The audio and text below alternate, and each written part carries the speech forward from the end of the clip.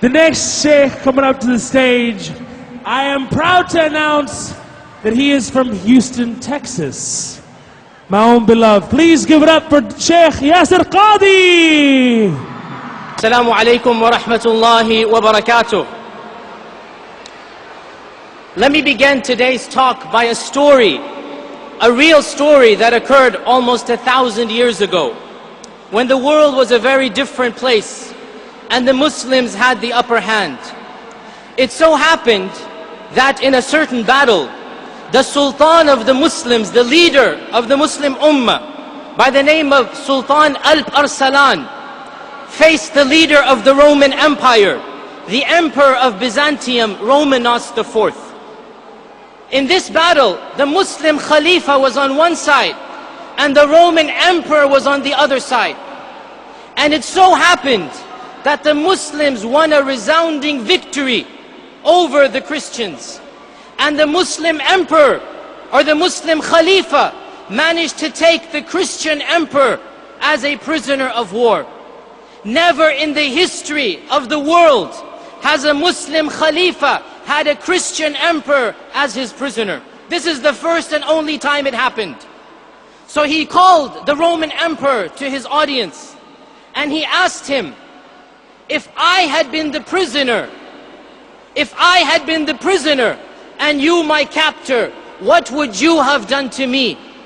The Roman Emperor said, if I had you in my power, I would have tortured you to death.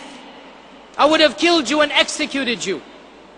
The Khalifa, the Sultan, he smiled and he said, but this is not what I have heard the Prophet Isa alayhi salam teaching.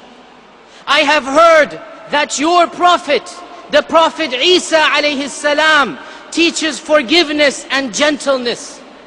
And so I shall forgive you, and I shall set you free and allow you to return to your lands. And that is exactly what he did.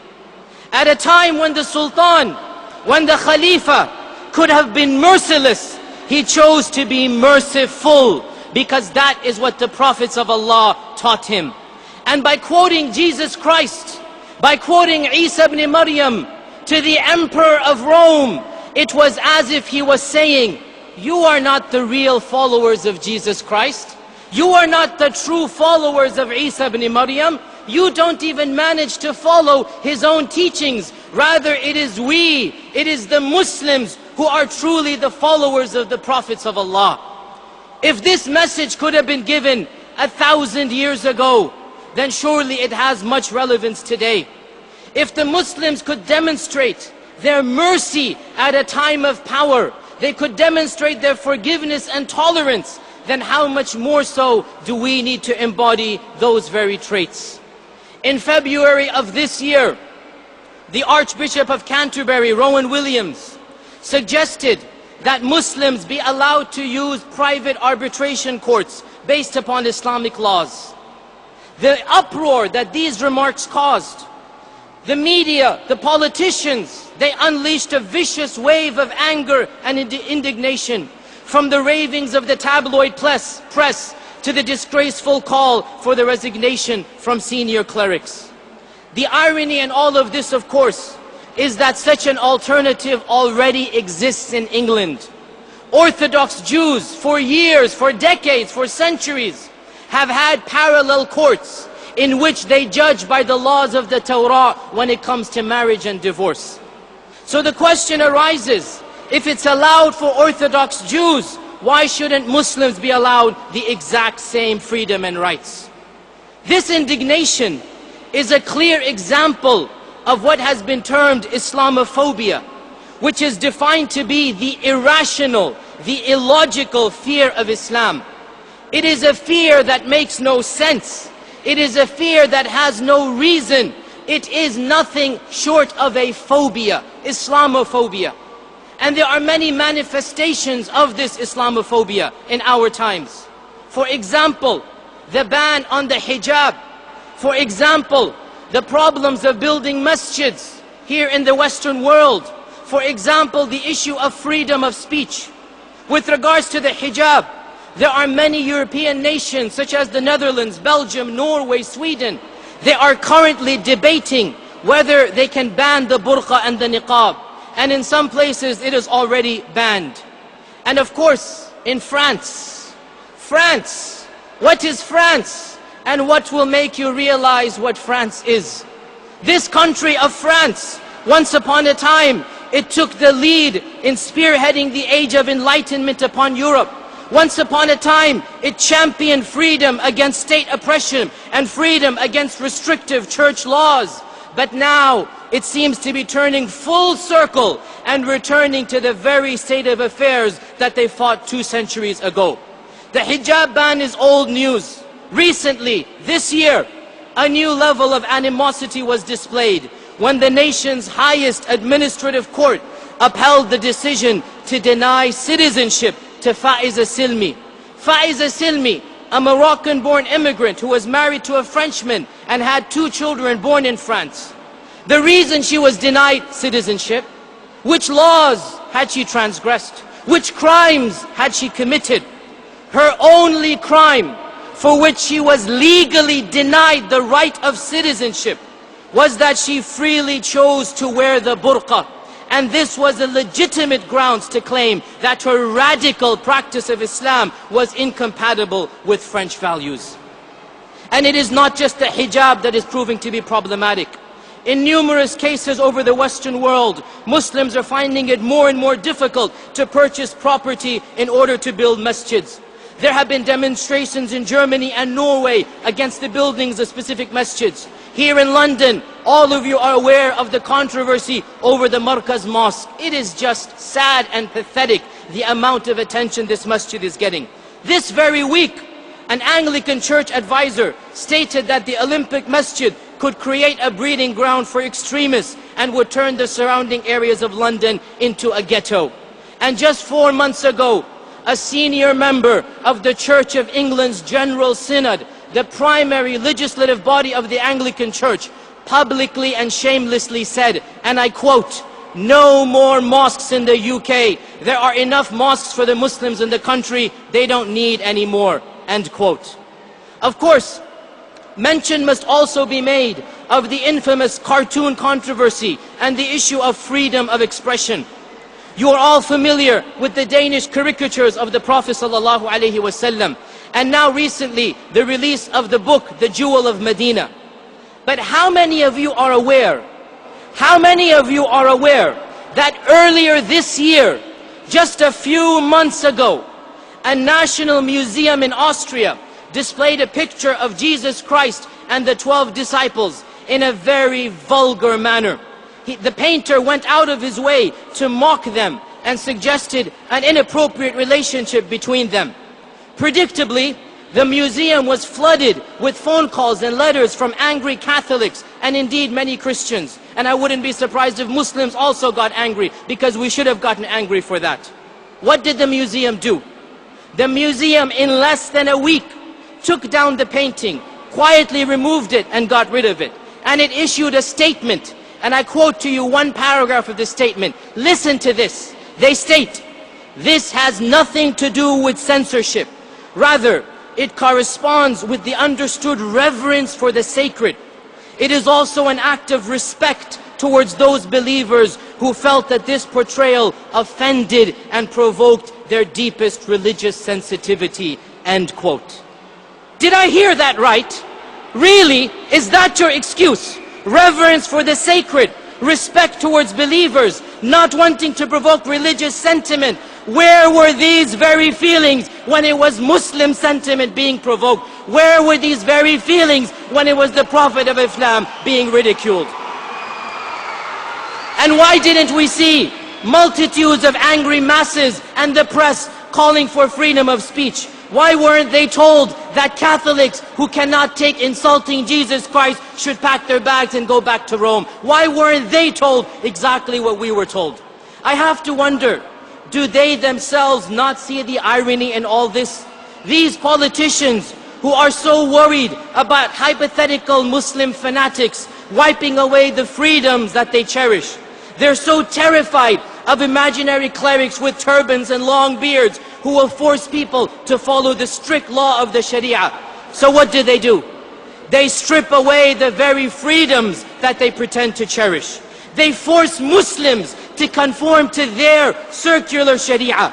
And they began to oppress women, denying them the right of education and the right of employment and the right of citizenship just because they choose to cover. In other words, they began to act like the very monster that they claim to be scared of. It is clear, brothers and sisters, that they want us to accept the legal right to curse God and to ridicule the prophets, the legal right to live one's hedonistic lifestyle in any way they choose. The question that I ask our politicians is, do we have the freedom to worship Allah? Do we have the freedom to respect the prophets? Do we have the freedom to live honorably and modestly according to our laws? I'm sorry, you can't have it both ways. You cannot claim to be a free society and then deprive a minority of the very freedom that they want. There is a term for this in the English language, and it's called hypocrisy. What is really scary is that such Islamophobic sentiments are being translated into political changes. We are witnessing the rise of extremist, bigoted, racist, nationalistic right-wing parties, some of whom explicitly associate with Hitler and the Nazi Party. All across Europe, such parties are gaining momentum. In Austria, the Freedom Party. In Switzerland and Denmark, the People's Party. And of course here in UK, the BNP, or the British National Party. The BNP secretly stands for Bigoted and Nasty Peoples. The BNP recently won a seat in the London Assembly earlier this year, and that's nothing to laugh about. Even this event, the GPU, was not left unscathed. My name and the names of other speakers were mired in mud. They were slung. Evil was thrown at us, false accusations. And today, a member of parliament came and ridiculed and mocked a number of speakers, including Sheikh Yusuf Estes and myself. And he placed against us untrue charges.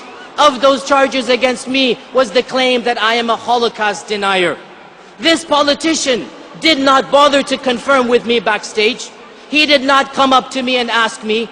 Rather, he took from a website, which was a perverted talk taken out of context of a phrase that I gave over 10 years ago. I am not a Holocaust denier, neither is Sheikh Yusuf an evil man. Come and talk to us instead of throwing accusations at us.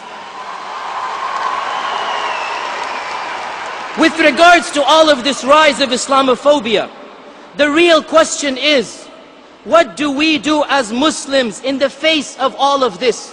What can we do? Well, there is no doubt that we need to look at the prophetic methodology, that we need to look at what our Prophet Muhammad sallallahu alaihi wasallam did. My dear brothers and sisters, the Prophet sallallahu alaihi wasallam was born in Mecca as an Arab. He lived amongst a specific society and culture. He was surrounded by immorality, idolatry, and racism. So what did he do? Did he cut himself off from his people? Did he scowl at them and scorn at them and said, I don't care about you, you're all going to hell? Is that how he talked to them? Brothers and sisters, what was his sunnah? He didn't run away trying to find the light. When he was surrounded by darkness, he became a light for those very people. He lived amongst them. He taught them the true meaning of spirituality. He taught them the meaning of worshiping God in a godless world. Brothers and sisters, he continued to live in his very society until he was forced to leave, until they tried to kill and assassinate him.